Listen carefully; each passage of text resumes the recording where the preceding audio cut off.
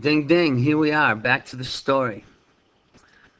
Now, where we left off prior to the last section was Remesio has the J Jaguar. He's going to sell it back to the Pasha. They got something going on, and he's seeking revenge for Pablo Morales. So we're learning about Pablo, his friend, this guy who adopted him, and what happened to Remesio after he left the disaster at Minas Nuevas with his amazing parrot, Raja. And they travel through the jungle and the rainforest, and they make it all the way to Caracas, Venezuela. And Remesio is adopted by the Ratones. And we know that Remesio feels he's all alone, no family, nothing going on. He has no idea what he's going to do with his life. And he finds a life here with a group of homeless children, the Ratones. And so we're going to pick up and find out how that goes for him, how things develop. The story begins now, here. Over the next year, Remesio earned a reputation as the most talented thief among a group of talented thieves. He became a close friend of Pablo's, and the two of them worked together on many jobs. One of Remesio's favorites involved what Pablo called the $12 brick. The two boys would put on nice shirts and pants and then wrap an ordinary brick with business packing paper found in a trash container from any office. They would then go into well-to-do residential neighborhoods and look for a house where the people seemed to be gone for the day. Knocking on the neighbor's door, they explained that they were delivering an important item for the family next door, but could not leave it on the step because it hadn't been paid for yet. It only cost $12, but they wouldn't be able to make it back in the same neighborhood for 2 days due to their busy delivery schedule. Would the neighbors care to take the package off their hands and then settle finances with the family when they came home? Most people were more than happy to do their neighbors a favor. They paid the boys their $12 without a second thought. Pablo and Remesio would laugh as they tried to imagine the faces on the people when they discovered they had bought a useless brick. They became so adept at fast talk that they could sell 10 to 15 bricks in a couple of hours. But then they would clear out. It was never a good idea to stick around any one neighborhood for too long. Pablo had tried to get Remesio to sell numbers for him too, but Remesio wasn't interested.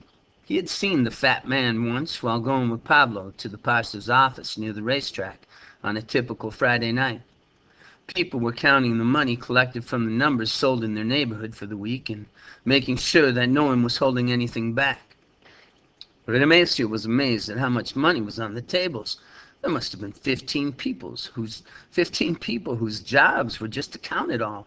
All the activity reminded him of a busy bank.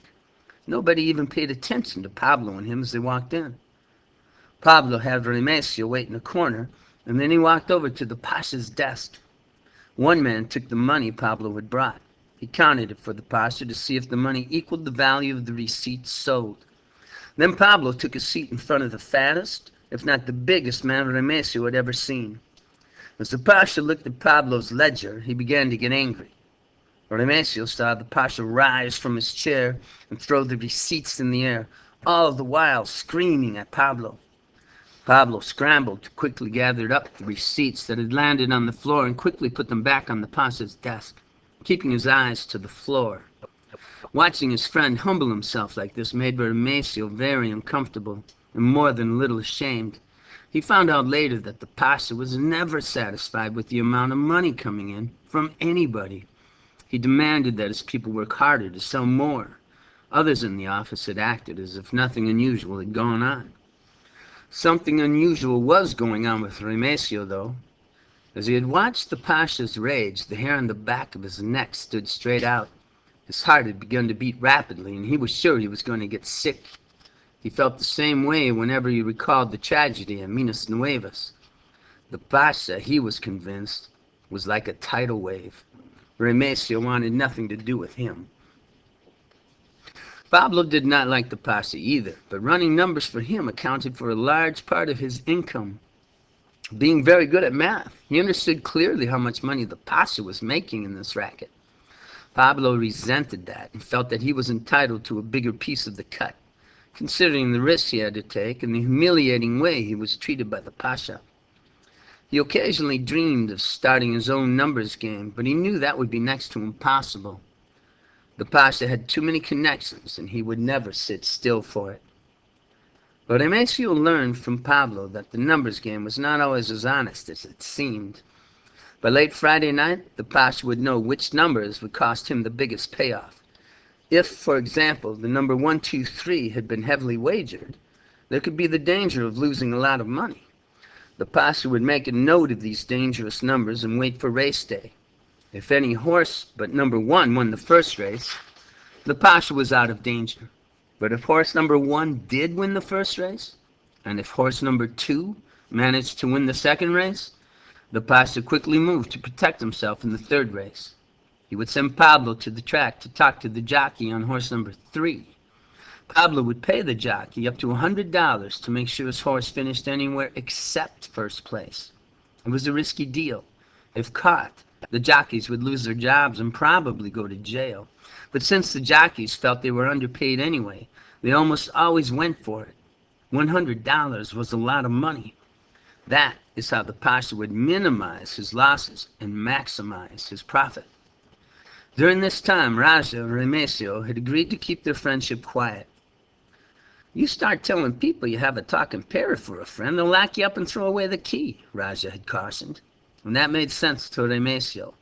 Raja promised he would be nearby if ever needed. After Remesio had been in Caracas about a year, a very strange thing happened.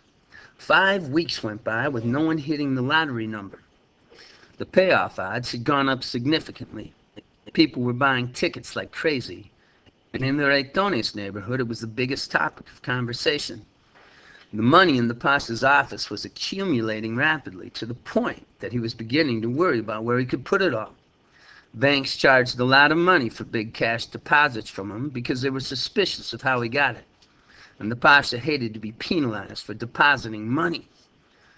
Pablo could see that money gathering in the Pasha's headquarters, and it drove him crazy. Pablo wanted a bigger percentage. He offered to help launder the money from the numbers game through some of his neighborhood business connections for a small fee. The Pasha laughed in his face and said he didn't need the financial advice of an uneducated street urchin. Pablo's dislike of the Pasha soon enough grew into hatred. After the Pasha had again screamed at him for not producing enough money, Pablo went to Remesio with a plan. He was going to put $100 on the number the next week and hit it. Then he was going to leave Caracas, maybe head to Brazil. He would need Remesio's help. Remesio was at first quite skeptical. It was one thing to make sure a particular horse didn't win, but it was another thing to make sure that 3 horses did. He was sure that Pablo's plan was a crazy one. Pablo had it figured out, though. From years of hanging around racetracks, Pablo had learned a lot of tricks, and one of them was called sponging. A small sponge would secretly be put in one of the nostrils of a horse. The horse would still be able to breathe, but it would be difficult to get as much air as it needed to run its fastest race. Usually it was done to a favored horse with short or low odds so that gamblers could take advantage of other horses with longer odds. It could also be dangerous to the horse, but Pablo did not tell that to Remesio. In the end, Remesio decided to help. Pablo was his friend and leader. He was almost a big brother. He wouldn't abandon Pablo like he felt he'd abandoned Ron on top of the dam. No, this time they would stick together. At the Caracas racetrack in 1955, security for the racehorses was a bit lax. There was usually someone watching the stables before a race, but the security person generally sat on a stool at one end of the long row of stalls. If he noticed someone he didn't recognize, he would ask what his business was. Often, though, he was reading the newspaper or napping. Despite the lax security at the track, what Pablo had in mind would be almost impossible for anybody to pull off. Anybody except Remesio. His ability to blend into surroundings allowed him to sponge 24 different horses. That was every horse in the first 3 races, except for the 3 that Pablo had bet on. Pablo's lucky number was 4, so he made his number 444. The Pasha knew late Friday night before Remesio rigged the races on Sunday that there was one person from Pablo's neighborhood who had placed $100 on lottery number 444. He asked Pablo who would make that kind of crazy bet. Pablo told him that it was a new guy in the neighborhood who seemed to have a lot of money. He didn't have much information on him yet. Naturally, the Pasha was suspicious. Only a crazy person or a cheat would make that kind of bet. If it came to pass, the Pasha would be out over $50,000. Race day was gray and overcast. The Pasha didn't like such days. He thought they were bad luck. On horse number 4 won the first race, he thought he was going to be sick, and he suspected something was up. He didn't want to take any chances. "Pablo!" he shouted, spittle flying from his lips. "Over here, now!" He sent Pablo over to the racetrack with instructions to bribe either or both of the jockeys riding the number 4 horse in the second and third races. He authorized Pablo to offer them each up to $250 to hold their horses back. That was an incredible amount of money for a jockey in those days. They were lucky if they made $20 on a typical race day.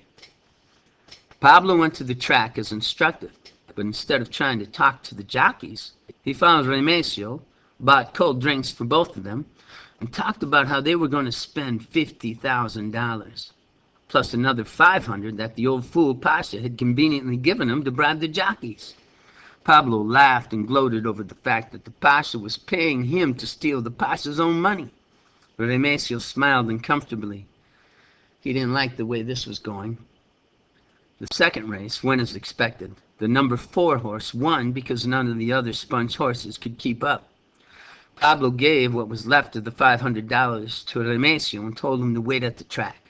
He was going back to the Pasha's office to make sure he got his money when the third race was over. When Pablo arrived, he saw the Pasha sitting in his chair in extreme distress, listening to the races on his radio. He looked up quickly when he heard Pablo enter. "Why did number 4 win the second race?" he hollered. I didn't have a chance to talk to the jockey," lied Pablo. "He was in the steward's office the whole time." The Pasha's face was red with anger. The third race had just started. Raindrops were beginning to fall, according to the announcer describing the race. "What about this race? Did you get to the jockey?" Pablo looked at him and smiled sheepishly. "I couldn't get to him either." The Pasha, seething, had temporarily forgotten the money he had given Pablo to fix the races. For a moment they both listened to the radio. At the final turn, the number 4 horse broke away from the pack and cruised to an easy victory. The Pasha turned off the radio, and for a long moment, he just sat there, silently. "What is the name of the man who bet this number?" he asked Pablo, looking deep into his eyes. Pablo threw his shoulders back. It was time to come clean. "I made the bet." "How did you know that 444 would be the winner?" The Pasha was close to boiling, but his criminal curiosity compelled him to ask how Pablo did it. "I had a hunch, that's all," said Pablo, who was suddenly beginning to wonder if this had been such a good idea. He began to look for exits, but then steeled himself. After all, he was Pablo Morales. The Pasha slammed his fist on the table, shattering it to pieces. "No one bets $100 on a hunch. Tell me how you fixed the race." Pablo's heart slowed like a stalking jaguar as he coolly reached into his pocket and withdrew his winning receipt. "You got enough money here to pay me. I expect to be paid." "Carlos, Hector, get in here," yelled the Pasha. 2 goons appeared from another room and stood, waiting for further instruction. The Pasha turned to Pablo with a crooked smile. "You will not be paid. No one steals from the Pasha. No one." "The word's out already," Pablo explained. "If you don't pay, or if something happens to me, you're through. You won't last 10 minutes. The ratones will eat you alive." The Pasha smiled. "You fool. I'll be gone by then. The plan has been in place for weeks. Your stupid little friends will only find out after it's too late. And believe me, Pablo, it is too late." The Pasha seemed to lose interest in the situation. Looking at Carlos and Hector, he said, "You know what to do." Pablo's heart sank. He had been a fool. What had made him think the pastor would pay this kind of money out to anyone, let alone him? But he had gone too far already. He knew he had no future as of this moment. In desperation, he pulled the knife. "Basta, you fat pig! Give me my damn money!" Carlos and Hector quickly moved in. After the sixth race, Remesio was worried. Pablo had not come back. He decided to check out the pastor's nearby headquarters. He wasn't sure what he would do once he got there, but it seemed like the thing to do. As he was leaving the racetrack, he saw through a wave of umbrellas that a crowd of groomsmen, valets, and jockeys had gathered around one of the stalls in the stables. Remesio knew it was a crowd that should not have been there. And with a sense of dread, Remesio made his way to a stall number 4, where a group of people were quietly standing, hands over mouths. "Somebody give doctor!" cried one of the jockeys. Remesio poked his way through, praying to God they were talking about a horse. Instead, he saw in stall number 4 the dead body of his good friend Pablo, lying almost casually on the hay with his soaking red shirt wide open. A bloody knife was securely in his hand, as if he were the one who had carved the word thief into his own chest. Raja landed on his shoulder. "Let's go," was all he said. The last time Remesio saw Pablo Morales, it was raining, and no one could see his tears, and no one could see how Remesio had changed, except for Raja. Ding, ding, ding. And that's the last little part of this flashbacks going on right now. So now we've learned a lot about Remesio, this really cool kid who was out with his twin brother a long time ago, climbing a strangler fig tree, looking for feathers from a harpy eagle, wanting to join the Shantaya. But things went wrong, and now he is what he is. The next section will take you back to Merida on the Yucatan Peninsula, back to the grown-up Remesio.